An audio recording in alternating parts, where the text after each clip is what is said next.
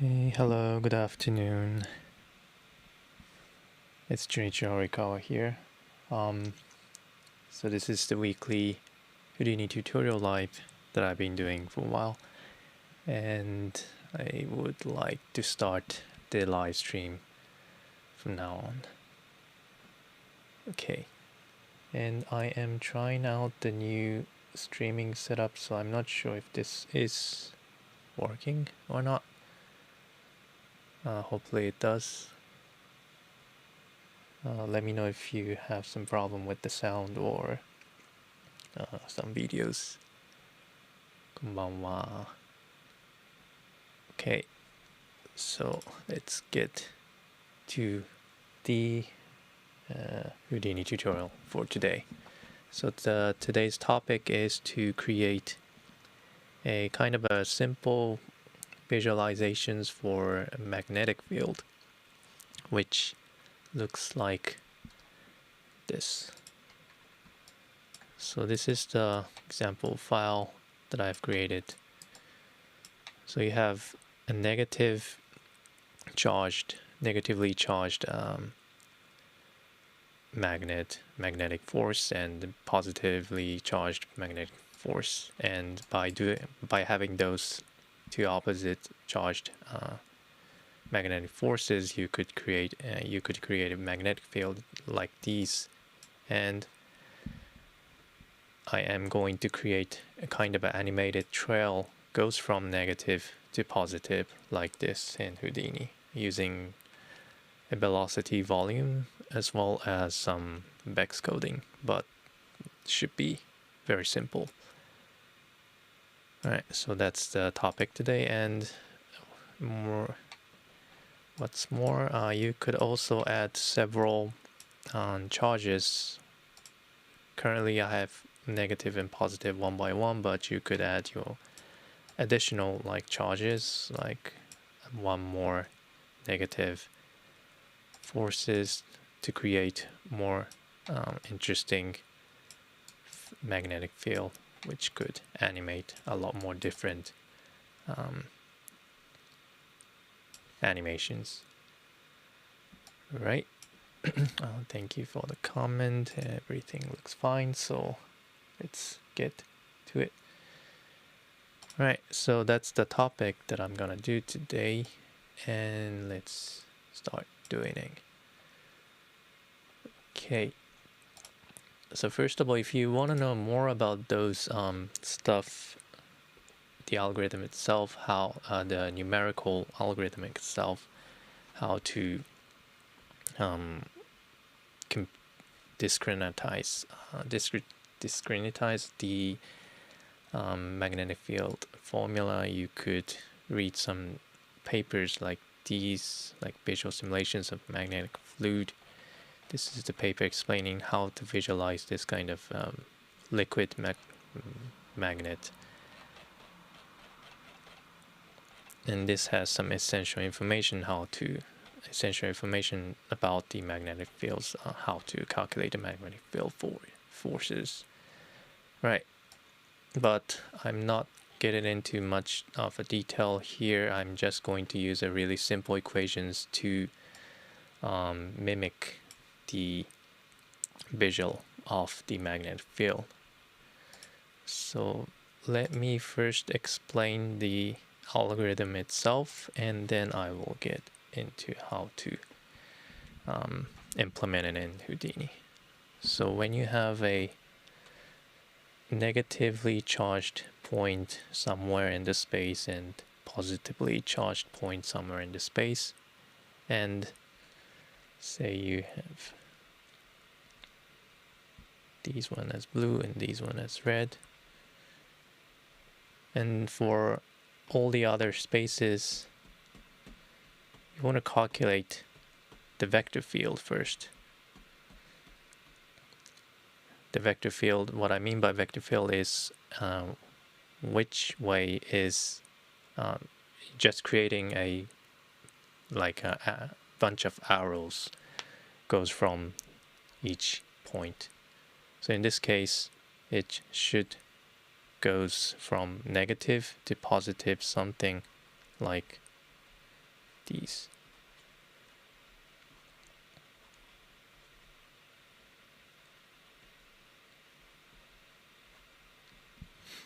Right, so we have to think about how to calculate, how to like get that kind of vector information just by having those two point information which have my negative charges and positive charge. So if you, let's take a look at some example point like here, like any point you pick up in the space. And first thing you want to do is to get the vectors between this point and the each charged points. So in this case, for the negative, goes from the original point that you're looking at to a negative point, and also a positive, and the point that you're looking at to a positive charged position. So you have two vectors. The next thing you want to do is to multiply these vectors with negative value or positive value charge value. So in this case, if this is -1 and if this is +1, what you're going to do is to multiply this charge by -1, which causes these vectors to flip this way. And for this one, if you multiply it by 1, it just doesn't change. So you have a vector like this.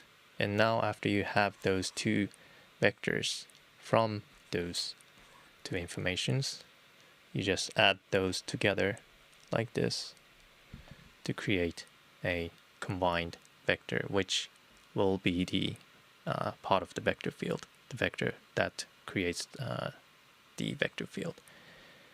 Moreover, you also need to consider the distance between the point that you're looking at and for each charges.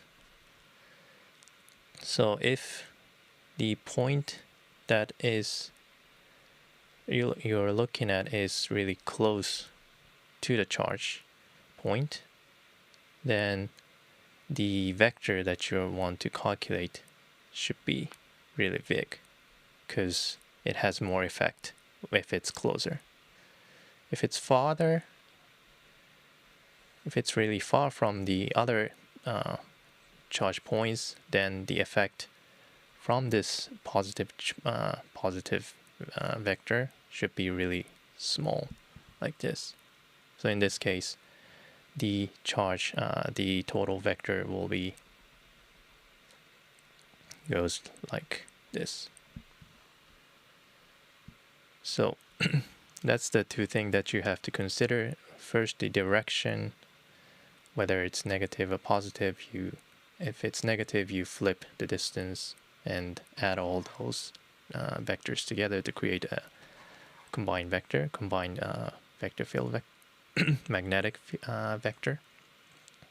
And then you also need to consider those distance between each charges to modify each vectors before you add those vectors together in order to create a magnetic vector, right?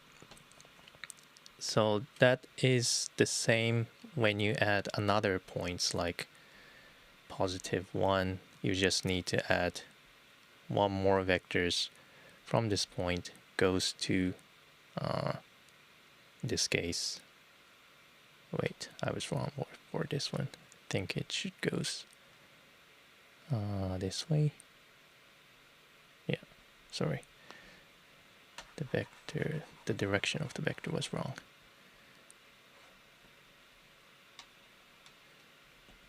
Okay, so something like this, and if you have one more vectors like this, you add one more vectors. So the final vector will be something like this. So the vectors will be pulled out more to this positive one. Okay, so that's the basic process or algorithm that you could think of how to visualize, how to calculate each vector value for every point in the space.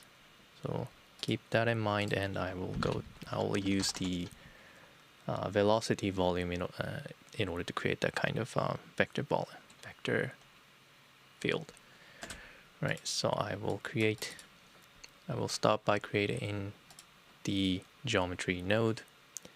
And first of all, I'm going to start by creating a charged magnetic forces. So you at least need two charged magnetic force, which have a negative and positive, in order to create a kind of a looped magnetic field animations. Right, so I am going to create 2 points using 2 add point.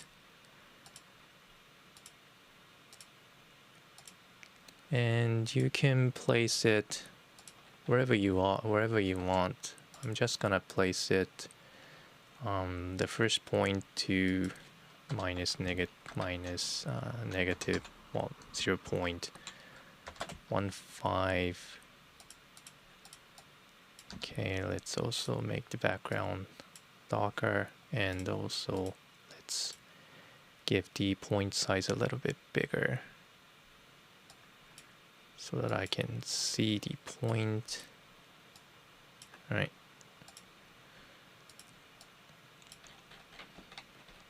And I am going to make the whole space cubic space in order to create a velocity volume as 1 by 1 by 1 volume. So I'm gonna make the position of each charge point within negative 0.5 to positive 0.5 for each x, y, and z. Right? And for another point, I'm going to set it as positive 0.15. And so I have another point here. Now let's also set the charge value for each point, one in negative and one in positive. So I am just going to use an attribute create for the first one. Now I'm gonna name the attribute name to charge for the point value as a float, and I'm going to set the value as -1. Okay, let's create another attribute create node, connect it with the other add node, and for this one I'm going to set the charge value as 1. Right, so now I have 2 points. Let's merge this together. Okay, like this. So now you have 2 points like this.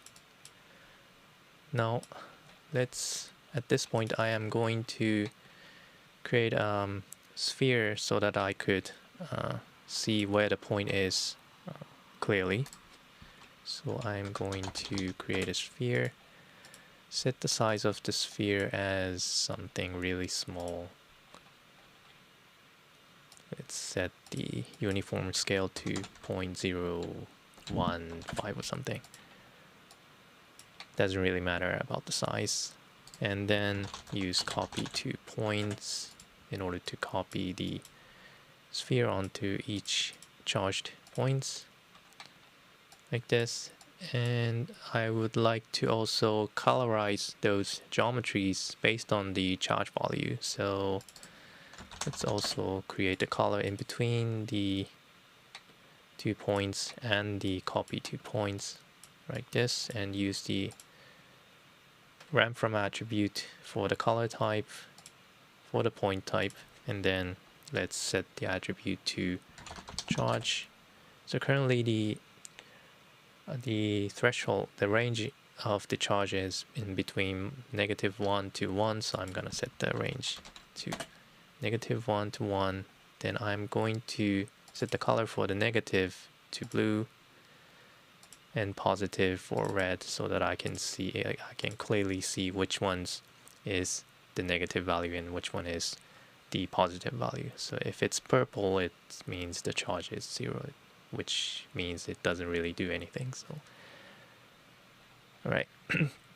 Now I have those 2 points. Let's try to create a magnetic field from this using these 2 points, using the algorithm that I showed in the sketch. So first of all, I need to have some, there are a lot of ways to create a vector field, but in this case I'm going to use a velocity volume, which is because it's pretty simple to use and pretty fast to use, and can be used for like simulations, the trail simulations, visual simulations, really easy inside a subsolver. So first of all, I'm going to create a boundary box using a box node with the size of 1, and that should include all the charged points like this. All right. I'm not going to change the size of the bounding box, but if you want, you could also change that. But I'm going to keep it as 1 to make it simple. All right. And let's create a volume out of this boundary box using a volume node. And I'm going to set the rank as vector so that it will be XYZ velocity volume data that you can manipulate later on. All right, and let's set the name of this vector to velocity. Could be any name, but I'm just gonna name it as velocity. Right, then right now the value inside a value for each voxels in this volume is 0. Set it to 0. If you change anything to 1, you can visualize it. But in order to make all the voxels as a vector field value or vector value for the magnetic field, I am going to use a volume wrangle in order to calculate the in order to solve the simple equations for the magnetic field, which I have shown it here. Okay, so the equations for this one actually is looking something like this. So if this is P, and if this is PC1, and if this is PC2, P and the vector that I want to create is V, then B is equal to PC1 minus P and multiply by, let's say the charge value for this one is CH1 and charge value for this one is CH2. So in this case, PC1 minus P multiplied by CH1. And you also need to consider the distance between the point and the charge point. And smaller the better, as smaller the stronger. So you want to divide this with the distance between PC1 minus PC. Right, and it might be a good idea to calculate the power of this value maybe between 2 to 4 so that you can control the effectiveness of the distance. And I think the value 3 works pretty well for this.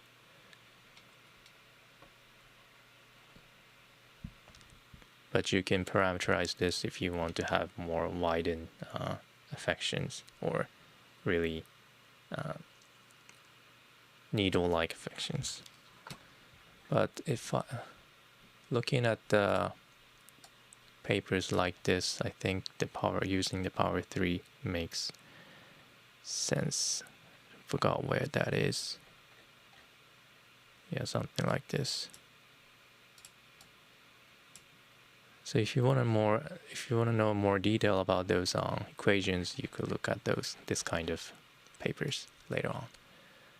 Right. And that's for the one charge, and you have another charge which is PC2 subdivided by P multiplied by CH2 and divided by PC1 minus 2 minus P the power of 3. Okay, and you can add more if you have more charges like this.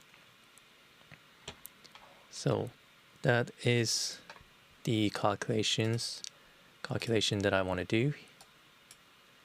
So and after that, since you have multiple charges added like this, you might want to calculate the average of those all those added vector values.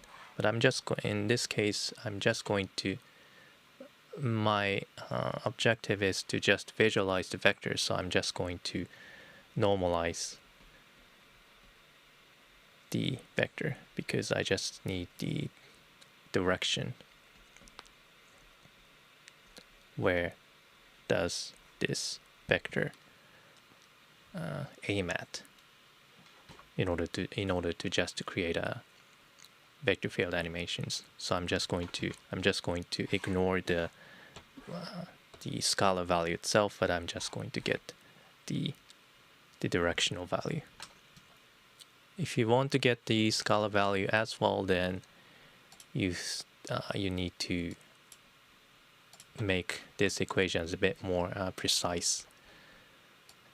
Maybe based on paper like these, using a bit more complex equations like I'm doing right now, like these.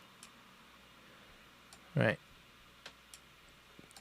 But in this case, if you just want to visualize, if you just to make animations, you just need a direction. So I'm just gonna normalize later on.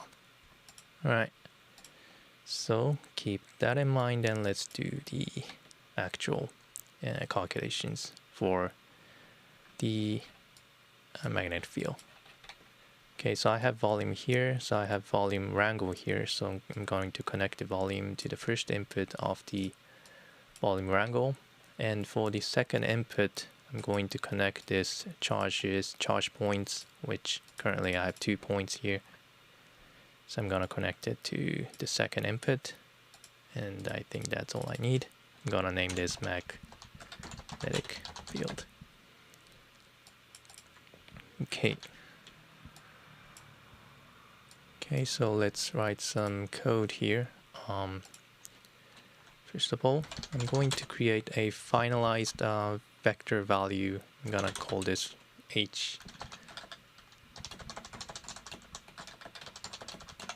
Like this, and I'm gonna look through all the charge points which comes to the second input. So endpoints 1,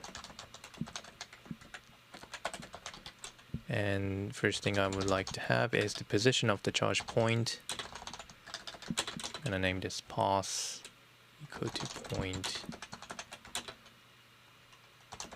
Like this, right? And another value that I want to get is the charge value for each point. So this one was -1, this one was +1, and the name of the attribute was charge.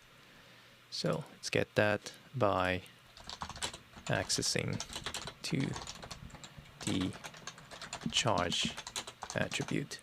like this. Now it's the time to actually calculate the vector value. So let's first calculate the temporal vector for each charged point. So the equation was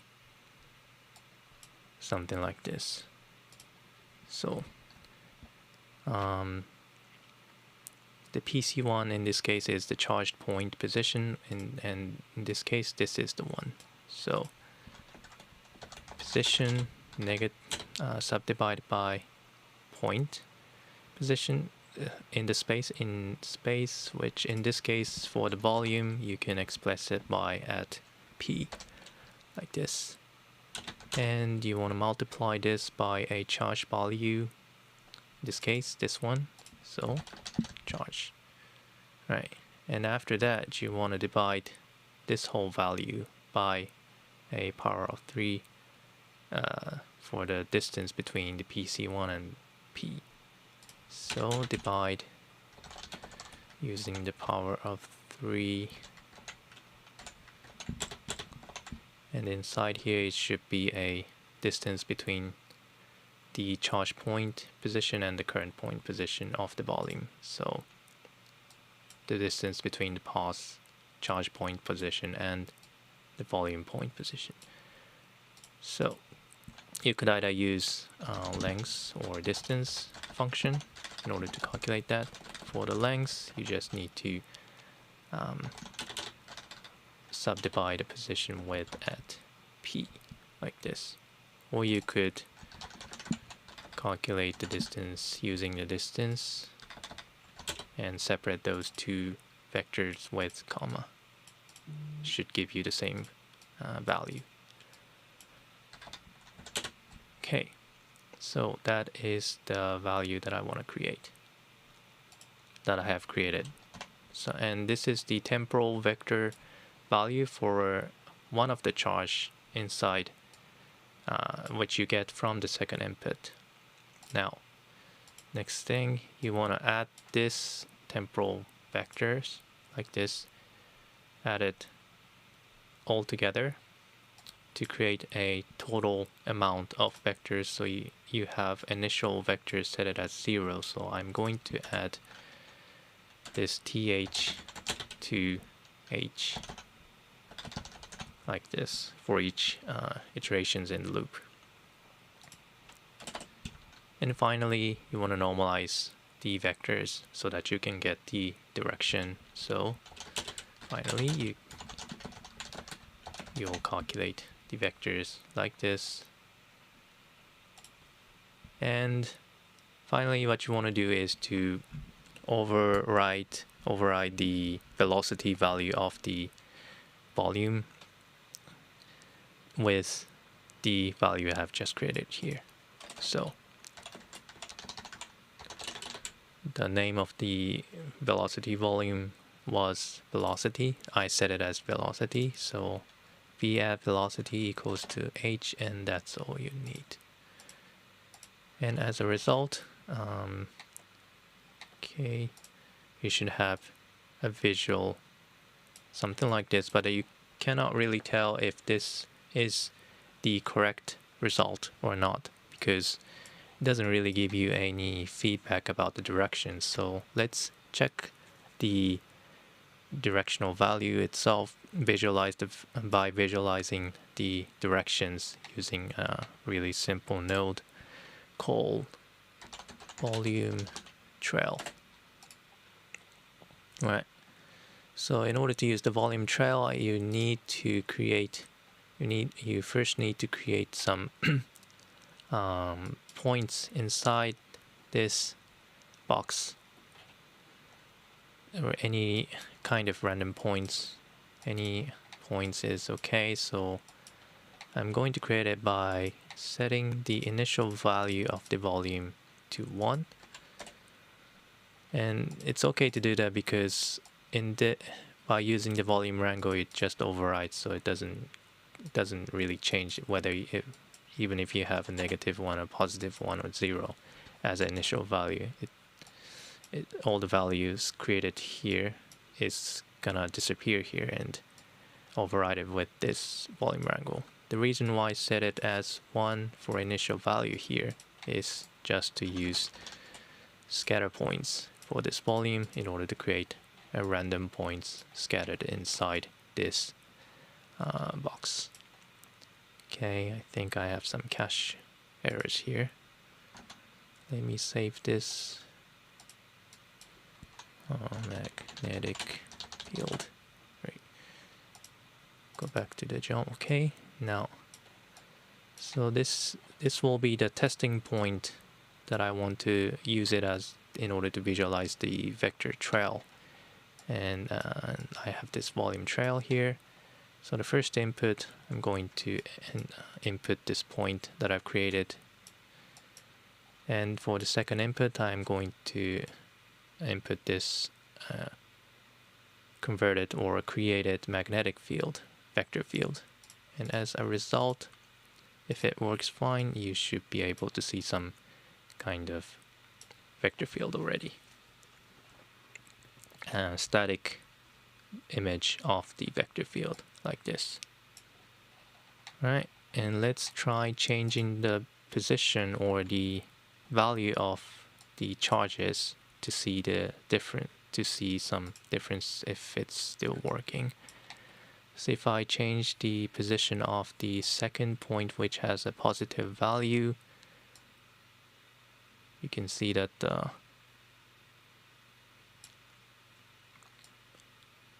vector field is changing interactively for the negative as well.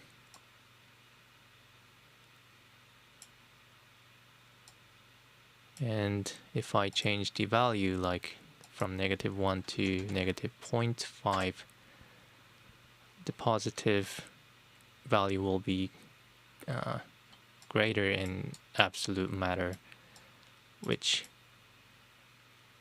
let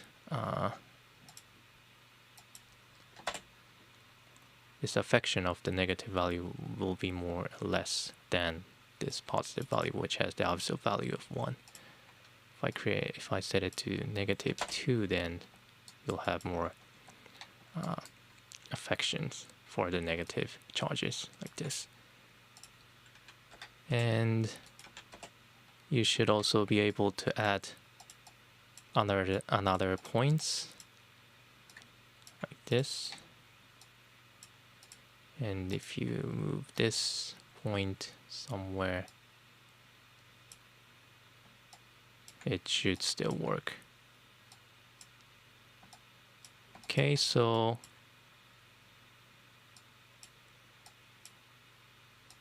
in terms of creating a magnetic field, that's pretty it. But the purpose for today is to create some kind of interesting animations, goes from the negative to positive using this vector field as a guide. So that's what I'm gonna show next. But to prepare in terms of preparation, this seems okay.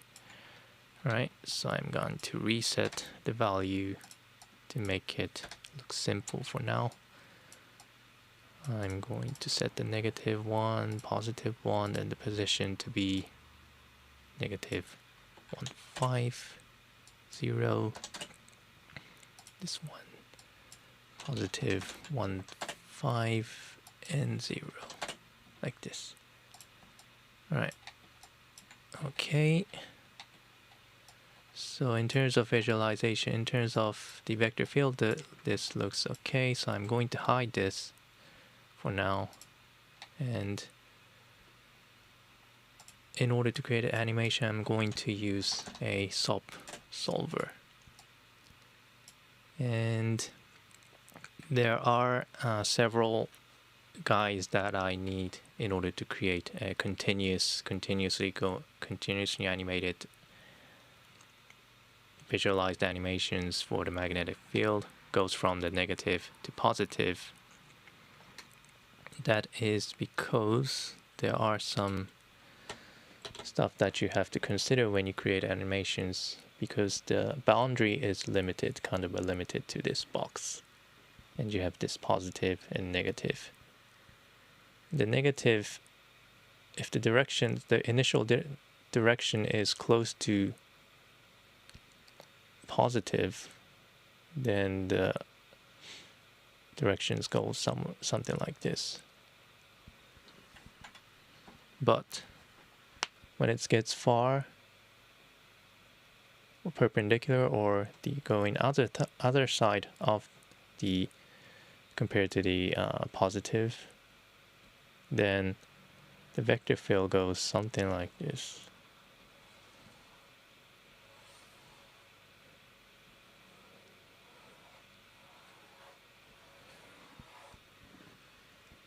Like this.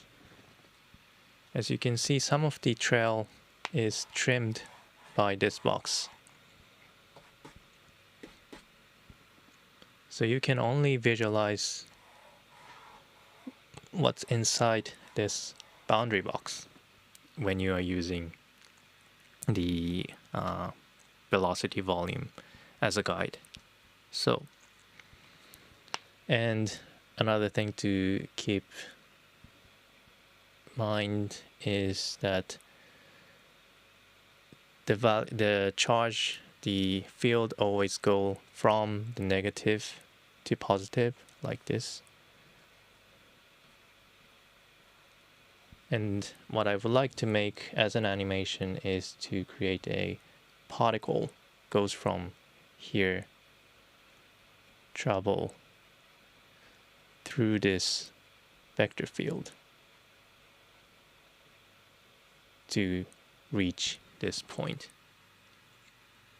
And by thinking about that, you need to kind of consider when to create the points, initial points, and when to disappear, when to remove the points in order to reuse the point for the next frame.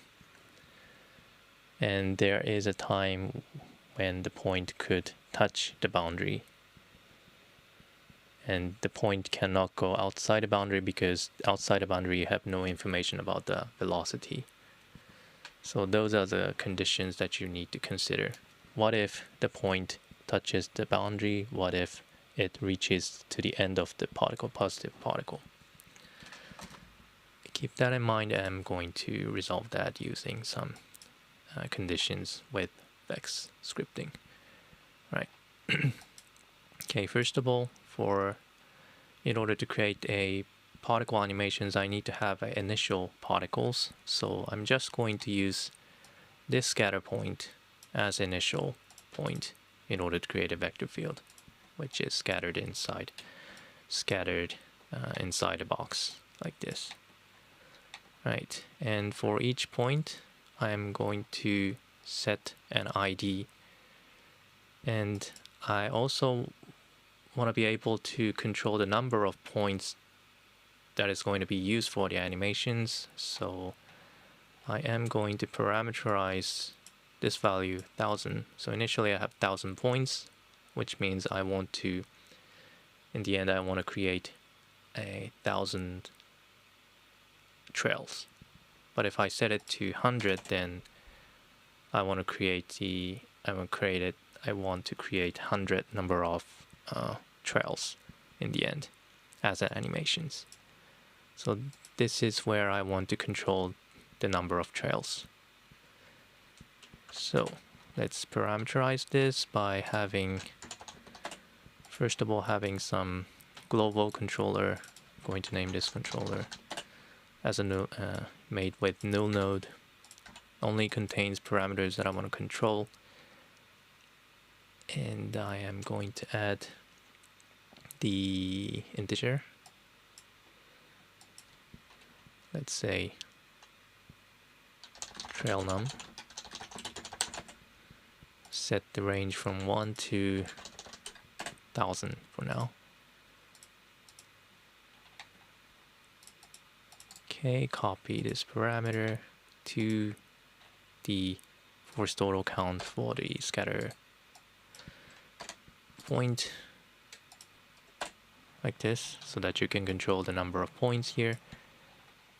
Right, then I am also going to attach an attribute for each point named as an ID, which I'm going to use it later on in order to create a trail curve. For now, I'm going to set the ID as the same value for a PT num that you can get as a PT num. If you go to the geometry spreadsheet,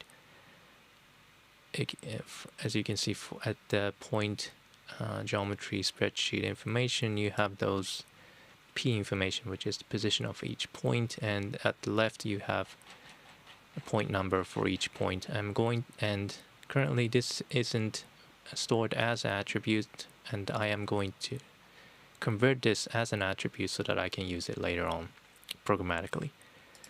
All right. Even the order has been changed. The attribute will be stored as it is, as previous value.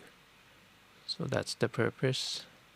So in order to do that, I'm going to name the attribute ID and set the PT num for ID. So you have the same value for number 0 with ID equal to 0. Okay, that's okay for now. And now I'm going to connect this to the first input of the solver.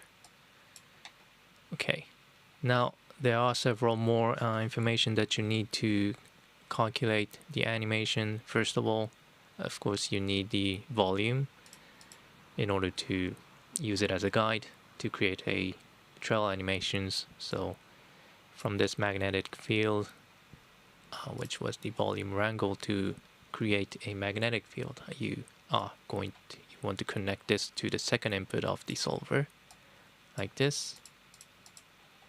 Right, and you also want to connect the charge point informations so that you could kind of have some condition whether the point is close to the charge point or not, if it's close to the positive charge point or if it's close to the negative charge point.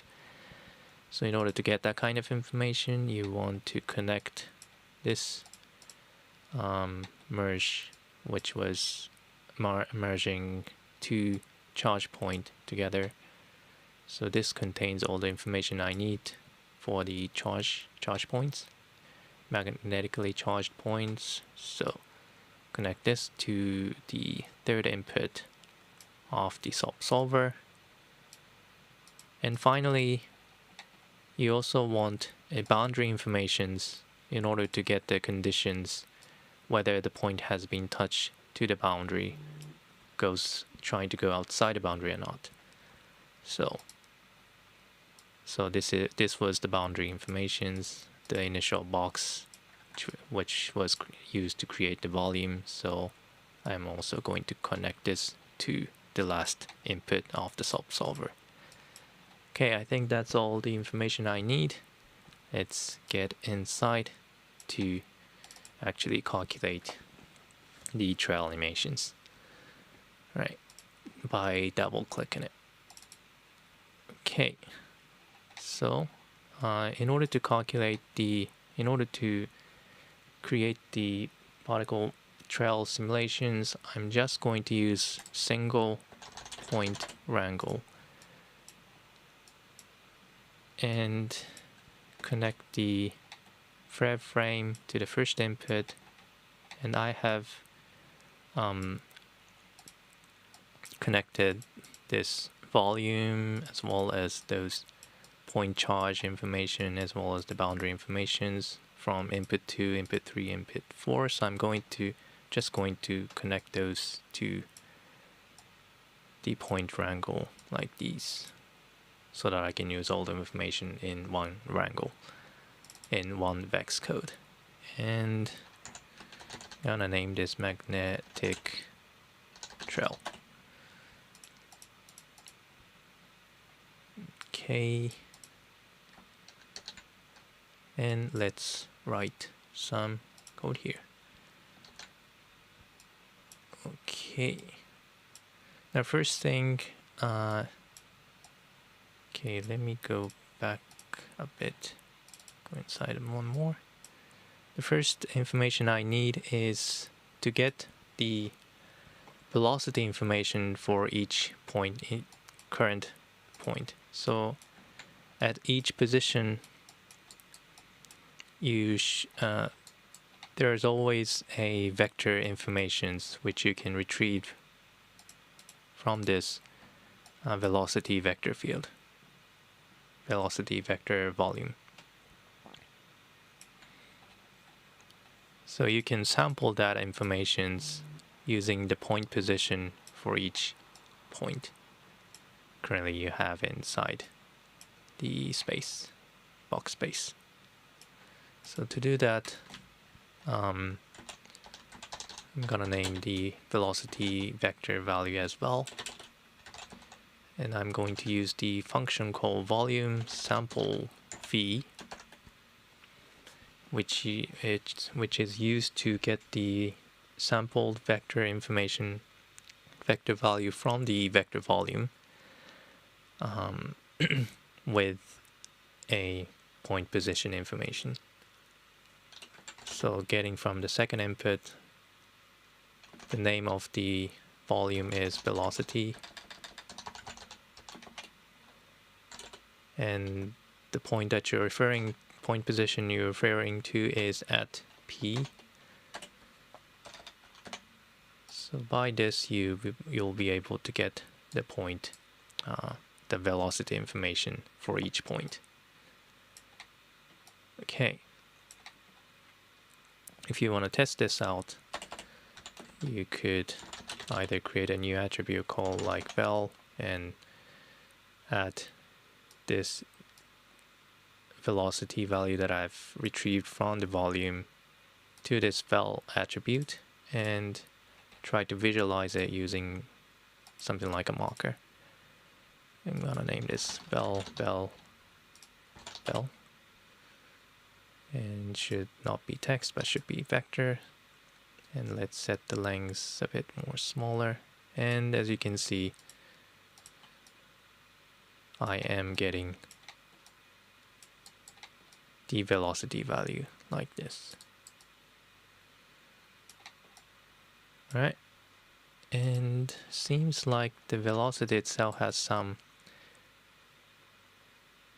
differences in with the lengths. I'm not sure why. Doesn't really matter, but let me. Okay, I forgot to. Well, should be okay. Yeah, doesn't really matter. Okay, because I'm just going to normalize it later on now. All right. Okay, now I have got the velocity. I'm also going to normalize it just in case. Okay, so all the vector lengths will be equal to 1. Now after this, I'm going to set a speed. So this velocity value is actually going to be the direction that you want to move the point for the next frame.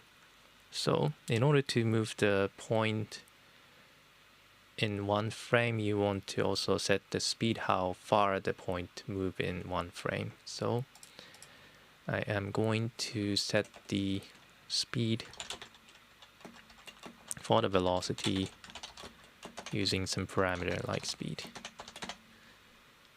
Just create your custom speed parameter like this, and then by changing the slider value you can create a speed value. I'm gonna set it to something like 0.15 for now, but it might be too big for one frame. I can well, that's the reason I have parameterized this so that I can change it later on. Alright, now visualization isn't necessary anymore. Now what I want to do next is to calculate where to, well, the next thing I would like to do is to set the condition when to remove the point to create another point from another position. So let's think about it in the sketch. So you have the boundary box, and say this is the negative, this is the positive charge point position, and say the point animation started from here, right? And it should theoretically goes from this point slowly to this positive point in the end. If this is here, then it should go something like, should create a trail something like this. If it's from here, should create a trail something like this. Now, so obviously the next thing you want to do is to remove the point when it reaches to the positive charge point position. So when the animated point has come to the point position, the positive point position, then you want to remove that point and respawn it somewhere in the space. Could be somewhere like here, could be somewhere like here, could be somewhere like here. But it might also be a good idea to start from the negative point position so that the point will start traveling from negative to positive like this. But you also might want to create a point right in the middle of the space like this. So you kind of need to consider the balance between creating from the point that is close position that is close to the negative charge position, or the point close to the middle in the air. The reason is because at some point when the initial directions, which let's say the point started from here, goes like this, when it touches the boundary, that's also when you want to create, that's also the situations where you want to remove this point and respawn it. But if you recreate this point position every time that is close to the negative, you might have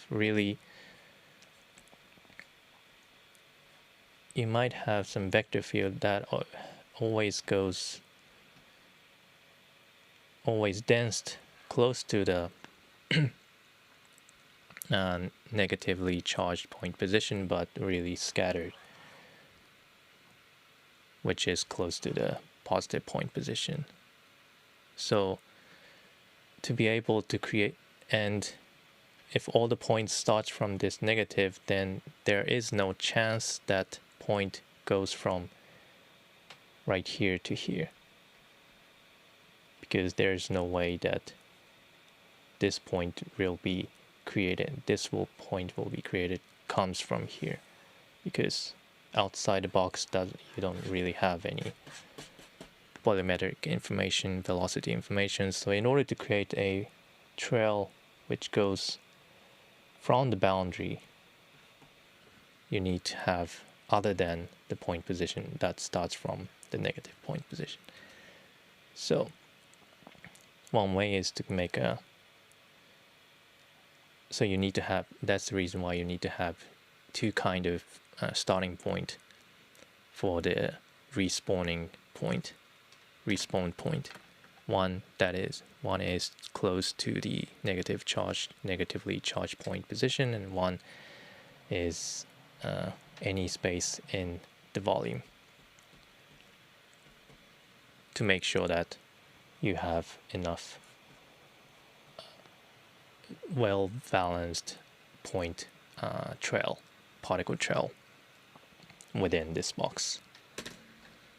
Okay, so let's first set the condition when to remove the point. So the condition here was when the point touches to the positively charged position, and also when the point touches the boundary of this velocity volume.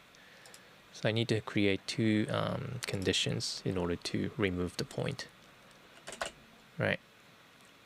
So let's do that by, first of all, I'm going to create a distance between the current point to the boundary by using, I'm gonna name this one. I'm gonna use the function called xyz distance, which you can calculate the shortest distance between the provided point to a geometry input. And the bounding box was inputted at 4th input right here. So I have set it to 3 as an input value. 0 means first input, and 3 means 4th input. And calculate the shortest distance with the current point position. So, and as a result, you can get the projected distance from the point to boundary box. And if the distance of this value is really close to 0, smaller than really small value like 0.01, then that means it has touched to the boundary. So in that case, you want to remove that point and respawn it somewhere else. So that's the condition for the bounding box, when the point touches the bounding box. And I also would like to get the condition when the point touches to the positively charged point. So let's also do that by, I'm going to use a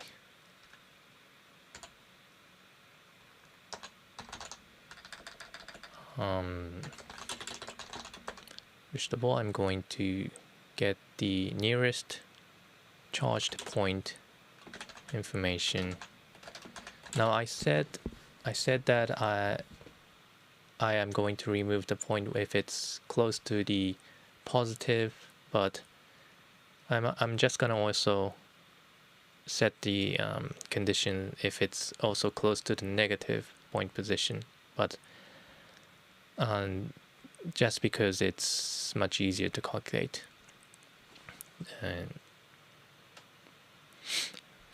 But I could, by setting the distance between the newly created, the spawn position with the negative charge position more than the threshold that I'm going to use for the conditions, the removal based on the condition that I'm going to create now shouldn't really trigger, theoretically, I think. Okay, so to do that, first I'm going to get the nearest point number for any charged point using near point with current point position. So at the 3rd input, I have this charge point information here. Right, and then I'm going to retrieve the charge point position. I'm going to name this nPos using point function like this, and then get the distance between the current point position and a point that is closest, a charge point that is closest to the current point. So that this is the second condition in order to check whether the point is close to the charged point or not. Right, So now I haven't really created a condition yet. I need to create a condition using those two distance value, right? So let's do that by creating an if condition. If distance 1 is smaller than 0.01 or distance 2 is smaller than 0.01, that means points are really close to the charged point or close to the boundary. In that case, I want to remove that point and respawn it to somewhere else. All right, and the somewhere else is defined by two types. One is a negative, that the point that is the close the position that is close to the negatively charged point, and or somewhere in the space, any random space in the volume. And I think the balance between the random space in the volume and the close distance to the negatively charged point position should be balanced using the number of negatively charged point positions. So I would like to count how many negatively charged point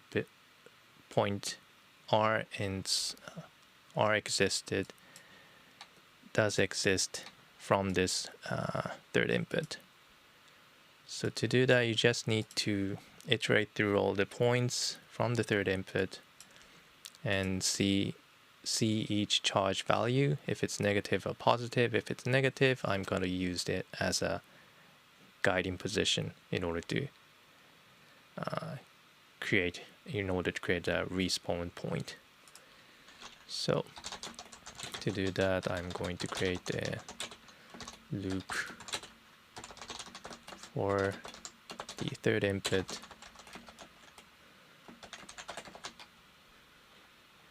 and I'm going to store all the negatively charged point position into a array of vectors. I'm going to name this as C positions.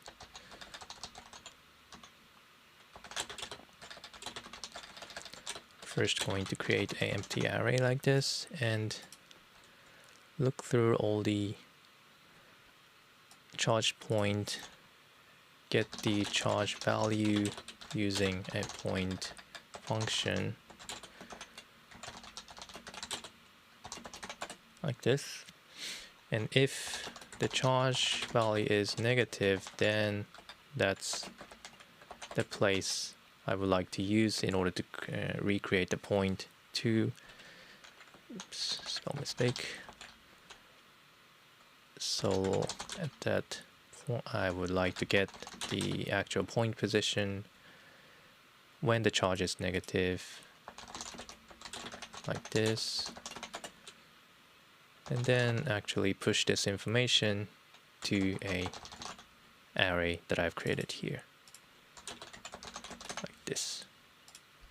Right, so currently I should only have one negative value from this third input because I only have one negative and one positive. So as a result, I should have one item in the array. Let's check this, just to make sure. Gonna name the attribute length.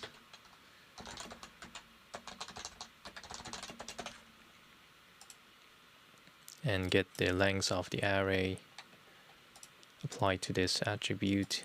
Let's see. Okay, so I have an attribute called length, and all the value is 1 means I only have one positive information, negatively charged point position information. Right, that it's good. Now, now's the part to respawn the point. When the point meets with this condition, I don't just want to remove the point but I want to recreate the point at somewhere else. And one condition I want to create it anywhere in the space, so randomly created point position inside velocity volume bounding box. Else, if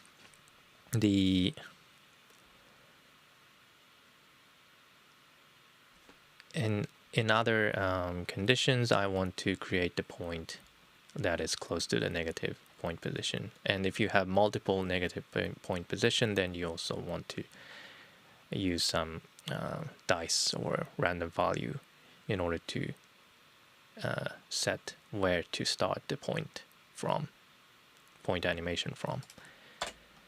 Right. So for the first condition, I'm just going to use a really simple random value. So if rand, let's use the at p as a seed, maybe multiply by some constant value, any value is fine. Maybe also use the frame value as well. And I want to make the condition like here. So if the number of negative points is just 1, let's say it might be okay to set it as 0.5. So 50% of the times you want to create the point somewhere in the box, somewhere in the bounding box, and other 50% you want to create a point close to the negatively charged point position. But let's say if you have 2 negatively charged point position, then in that case I want to change this conditions. So in that case I would like to make the condition when to create the point inside a bounding box 33.3%. So that means 100 divided by 3% to be created randomly inside a box, and other 30% in one of the negatively charged point position, and finally another 33.3% to another negatively charged point position. So think like that. You can divide 1 by the length of charged positions. If it's 1, the result in this case becomes 1, so I want to make the result to be 0.5 in this case, so I'm going to add 1 more. So if the number of charge point position is 2, then the result for this calculation is 3, and if you divide 1 by 3, then you have 0.333, which means it's 33%. So that's the percentage that I want to create here. But this is just a tryout that I have set it like specifically, but you could just change this condition with your need, I think. I just thought this is the good balance in order to visualize, even if you have multiple number of charge points. And I found this calculations really well balanced in order when you visualize the trail. But maybe if you want more factored, or maybe you could also control this value by yourself in order to see the changes as well. Okay, so I would like to get the random point position inside the bounding box, which is from this 4th input. So this is the bounding box. So in order to get the random point position inside the bounding box, I guess there are many way to do that. I'm not sure the easiest way. I'm just going to use the function called get bbox, which you can get the bounding box information and feed the minimum maximum vectors. So you can feed the minimum position of the bounding box to the min, and you can feed the maximum position of the bounding box to the max. And by having those two information, you can get the random point position like this. I'm gonna name this rand position, and first of all, I'm going to create a random value, vector value, which is from 0 to 1. I'm gonna I'm gonna make the seed using the point value multiplied by some constant value, could be any value. You could also parameterize this if you want with the frame.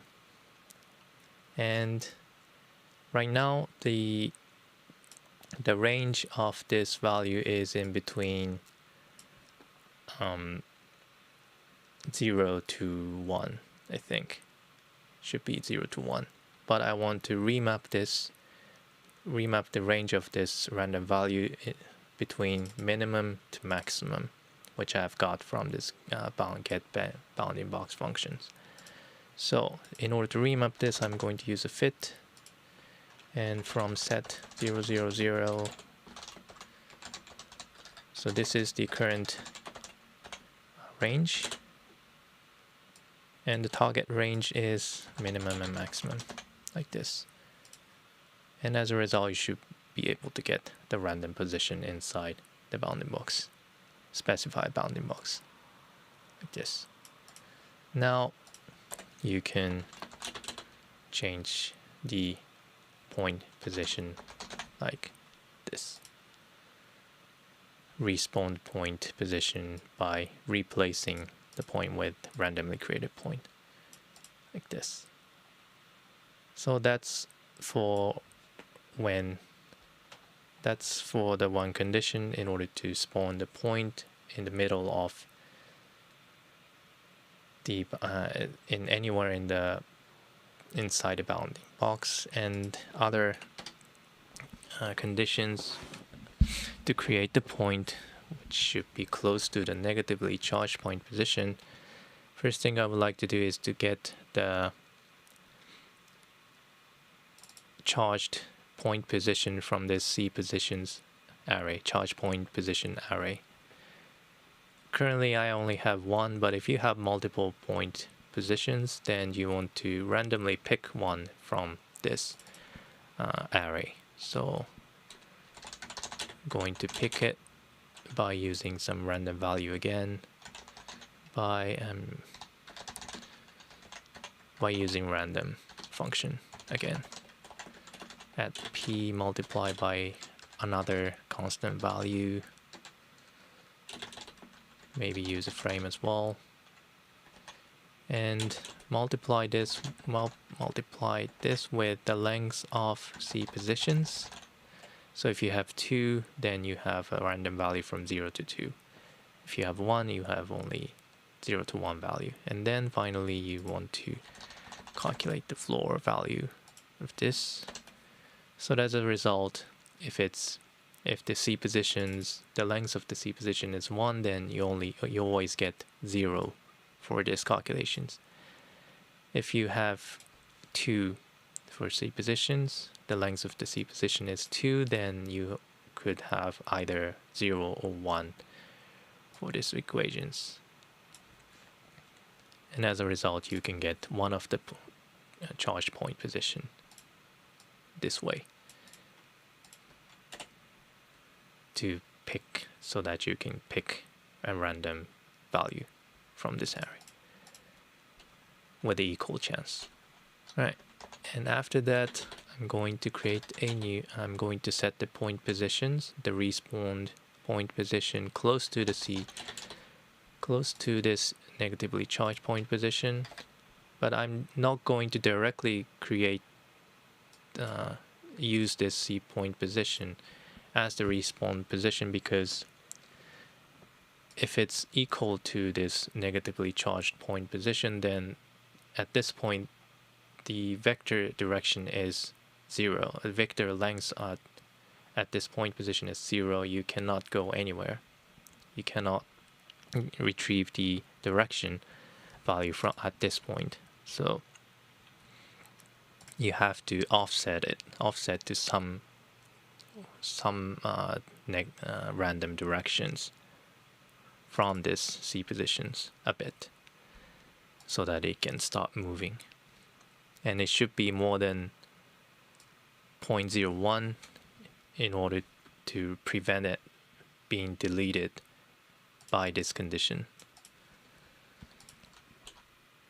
Because currently the distance 2 is looking at the both positive and negatively charged point positions. So if the point position, the newly respawned point position and the negatively charged point positions, the distance between those two are less than 0.01, then the point is going to be respawned again at somewhere else.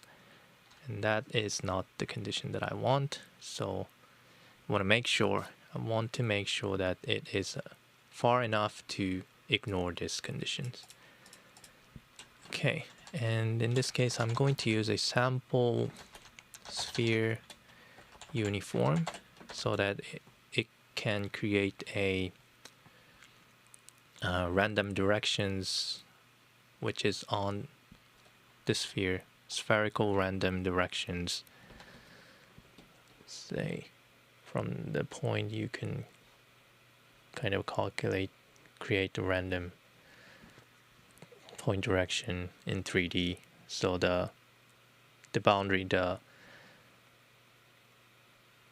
range of x, y, and z is from -1 to +1 for both x, y, and z.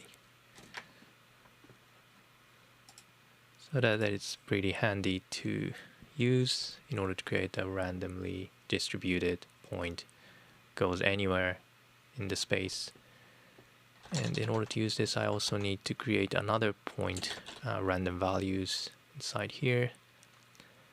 So I'm going to create another random seed using point position, end frame, and finally offset this vector.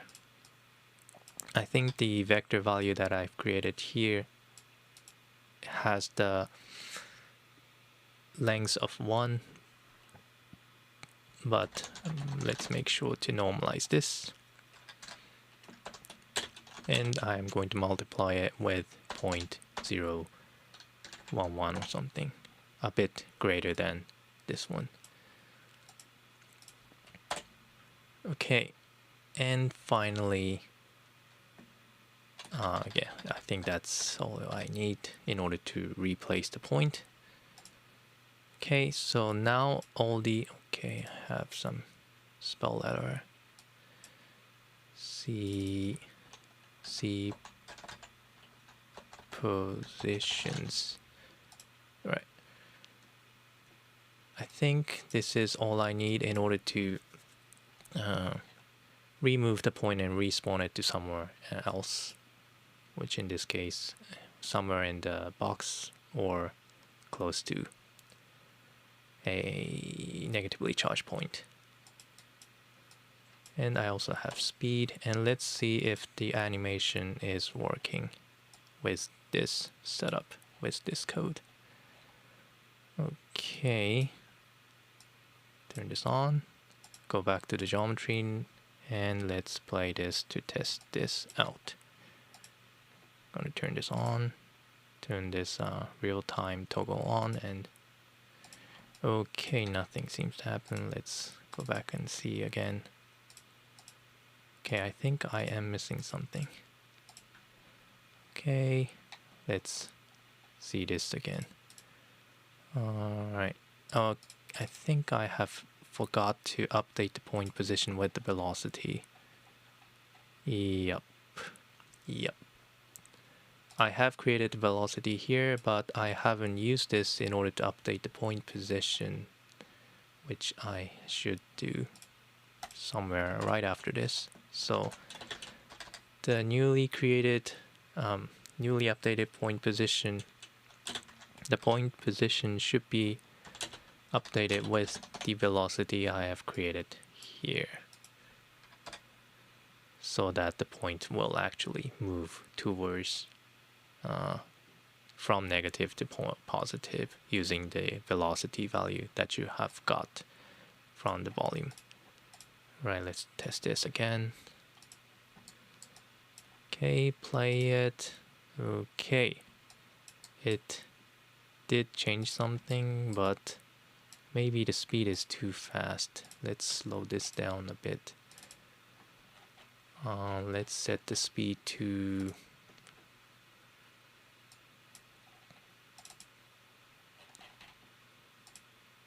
maybe 0.01.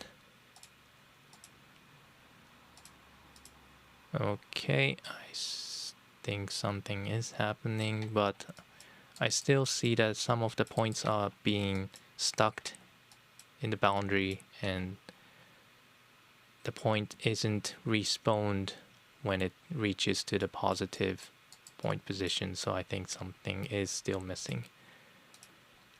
Let's check this out again. Right. So let's check the connection again. So this is the box, this is the charged point position, which only have 2 points, and this is the vector value. Right. Okay.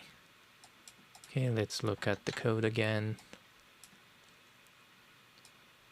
Now, first of all, the speed seems to be okay, so that's good.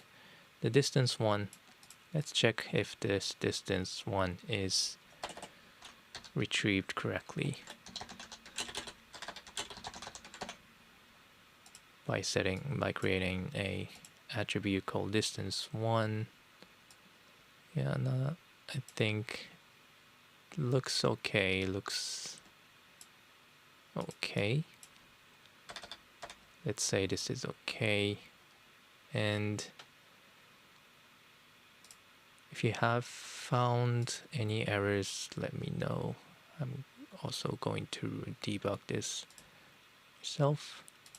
Okay, for okay, this one should be 2. Right, maybe that was it.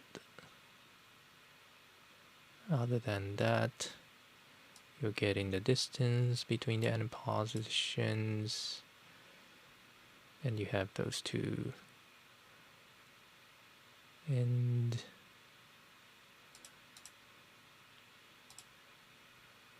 if the charge, right, looks good. Now let me test this again. If I play it, okay, it looks much better, but I do see some of the points are being stacked in close to the boundary, I guess. Let's visualize the boundary box. Okay, it seems like those are the point which is outside the box. So I guess I also need the condition to see if the point is outside or not. If it's outside, it should also be considered to be removed. Alright, so let's make another condition then. Alright, so how would I do that? Okay, let's do the same thing that I did last week. So before using the bounding box, I'm going to attach the normal node to create the primitive normal for each faces of the box. So you have a normal like this, right? And I'm going to use a dot product between the projected point to a point plus with this face node face normals in order to check whether the point is inside or not, inside the box or not. Or maybe I could just since this is a box, maybe the condition is much more easier. Alright, let's do the easy way. Okay, so since I already have the minimum and maximum bounding right here, let's make this outside this condition so that I can use it anywhere. Right, and let's make a condition. So if let's create a condition here.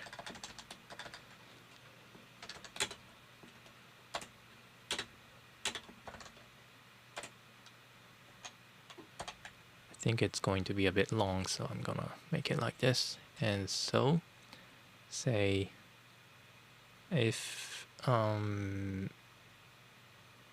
point p dot x is smaller than min x, or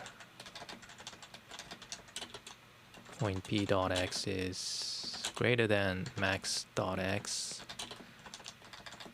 or, and I'm just going to copy those for y and z. Well, that's long.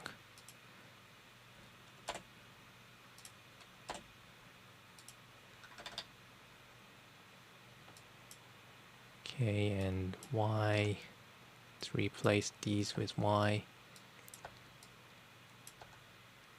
It's not this one. Okay, and this one with d. This one with d. This one with z. And that should do the job, I think. Right, let's check this again. Go back. Replay it. Okay, everything looks better now.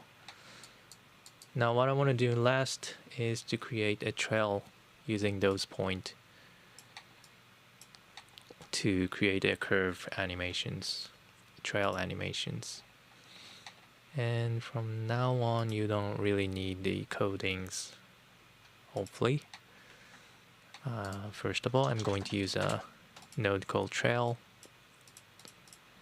And you can set the length of the trail.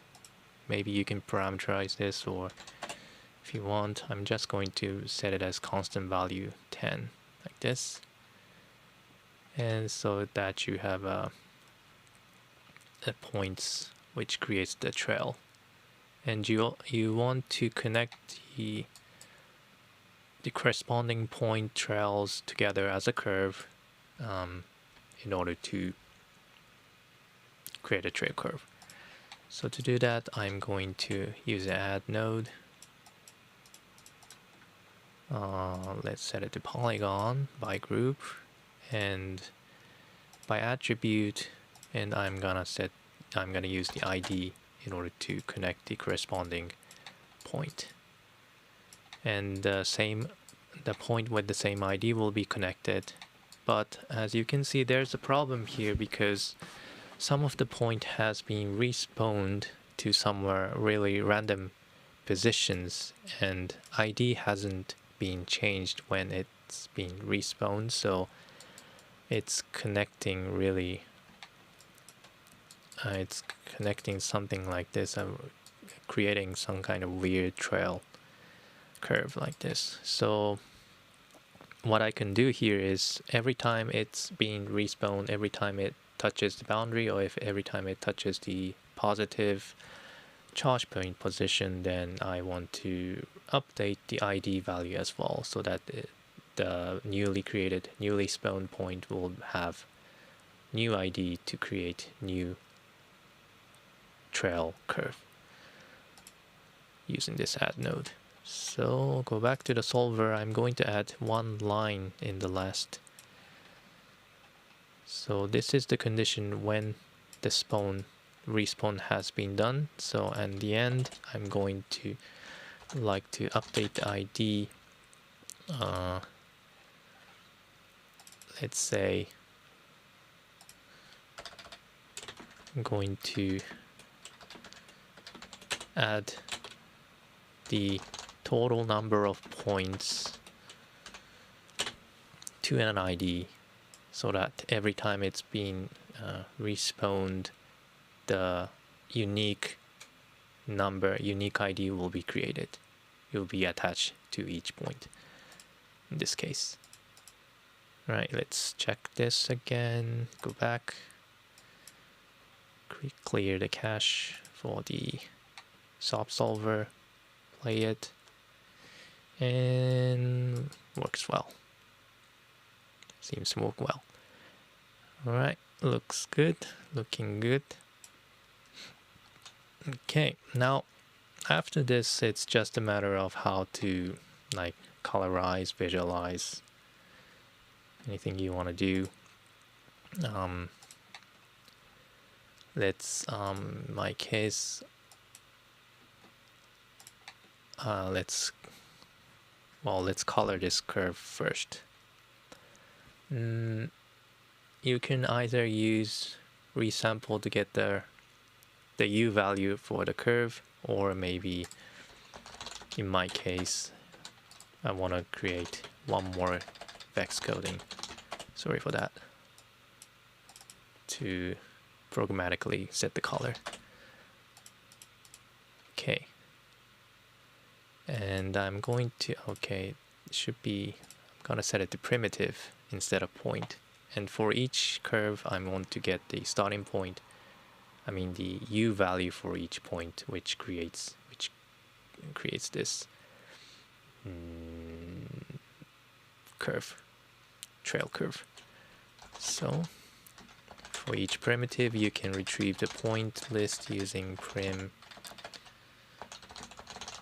points like this, and for each point I'm going to create the U value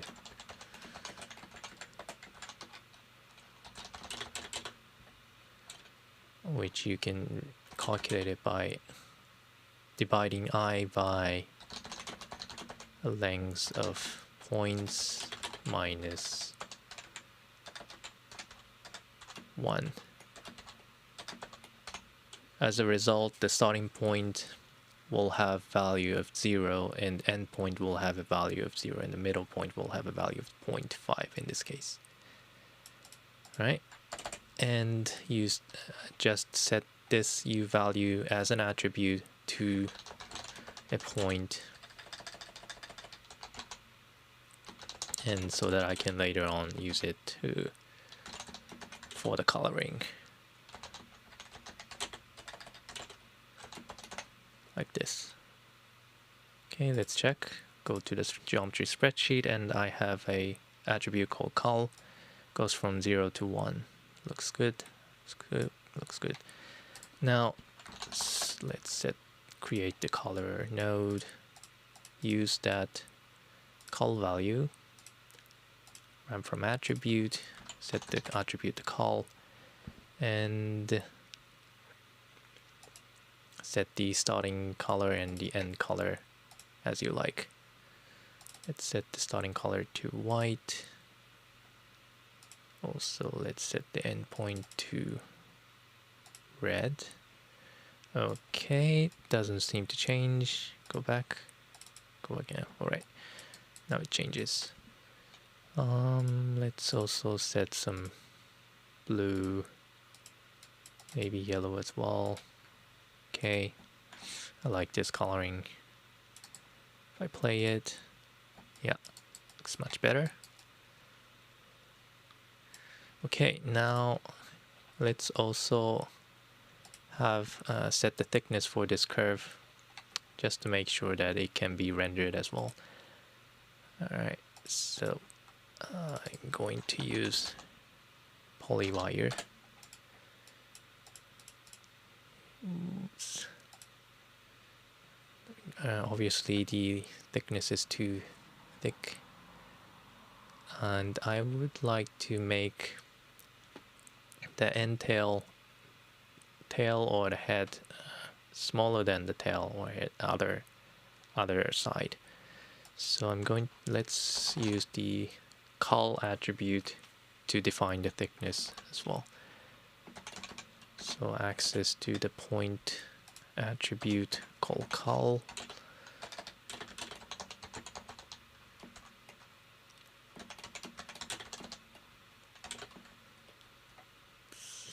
You are hiding my code. All right. Col, and maybe multiply by a really small value like this. Okay, maybe too thick still. Somewhere around here. Okay, that looks good. Maybe 3 is enough. And let's also make it brighter. And hide the edge. Okay, looking good. Now it's almost done. What you now need is to merge this trail together with this point charge spheres to check where those trails coming from and where it goes. So as you can see, the trail is going from negative, which is drawn as blue, to red, positive. Okay, I have a question saying why no sweep. It's okay with sweep, I think. Doesn't really matter. I mean, just get too used to this using this polywire.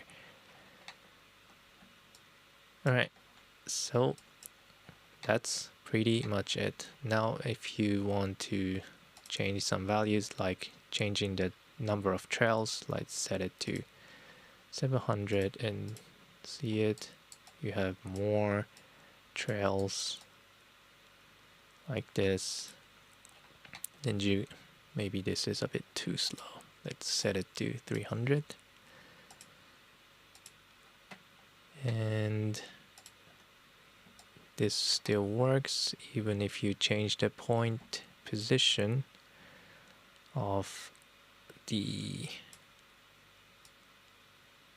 one of the charged position like this.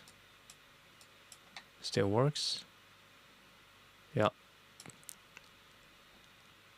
Think you could also add another charge point positions by duplicating one of the point, add into merge, place it somewhere else in 3-dimensional space. Does not even have to be inside a velocity volume, but it could be outside the velocity volume in order to calculate the magnetic field. It still works. And let's set this to, let's say, 2 or something. Still works. If I set it to -2, let's start to create the particle from this point. But if it's positive, then you will try to get the point from negative, like this. Right, so seems to work well.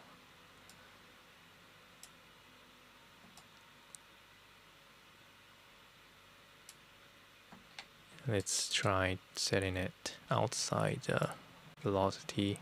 As you can see, this is still working. It's just outside the volume, so you cannot visualize outside the volume, but the field itself lives. You can still calculate it. Right.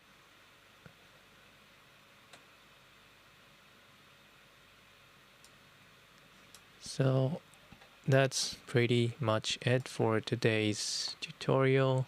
I hope you find interesting. I hope you find this interesting somehow.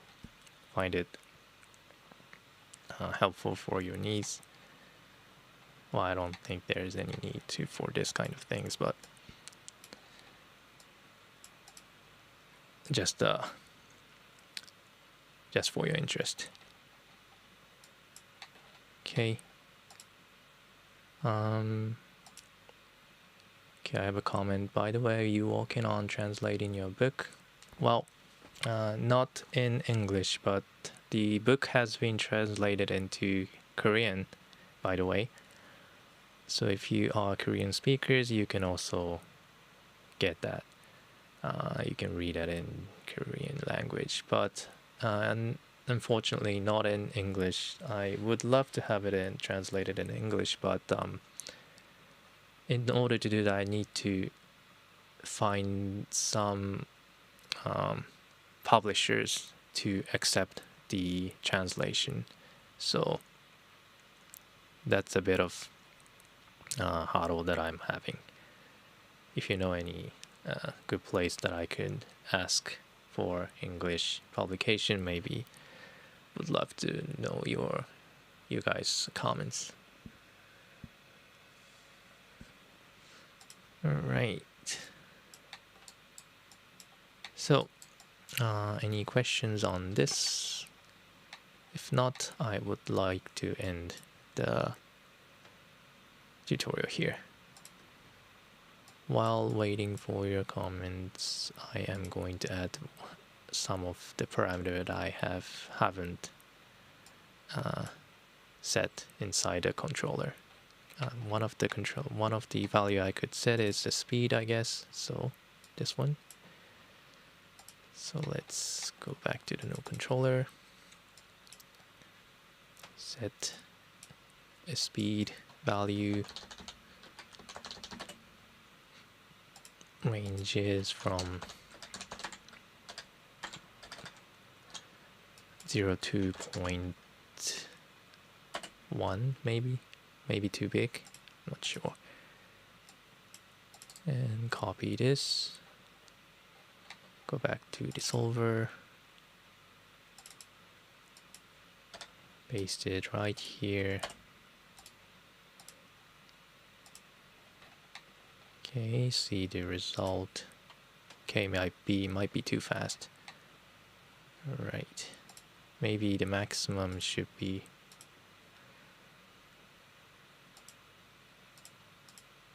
0.01 or maybe less. Okay, I'm going to set the maximum to 0.01.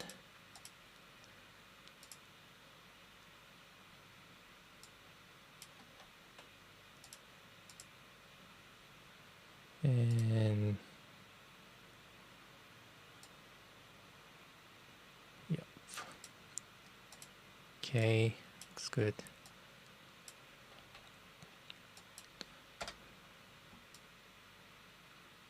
Right, and the other parameter that I could add is maybe the thickness for this polywire. Not really necessary, but let's also do that.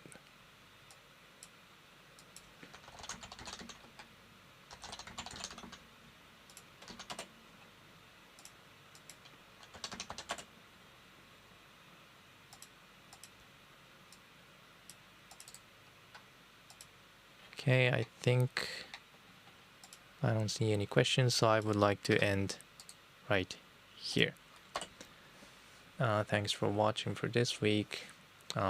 If you're interested, please come back next week at around the same time, 9 p.m. JST on Wednesday. I will do another this kind of tutorial live, mainly focusing on algorithmic design, using some kind of algorithm to create various shapes.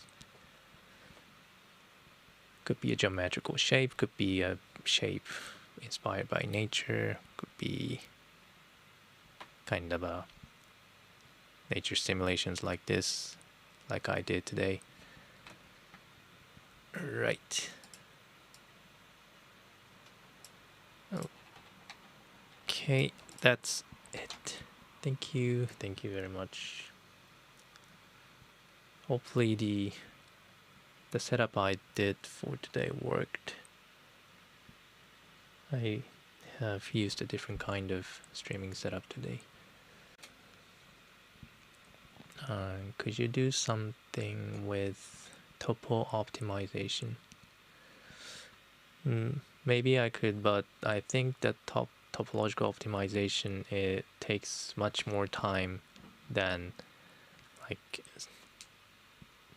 an hour or two, so for that maybe I might make the video offline. I mean, still online, but not in live. Yeah. Okay. Okay, but thanks for the comment. Right, thank you very much. Goodbye and good night.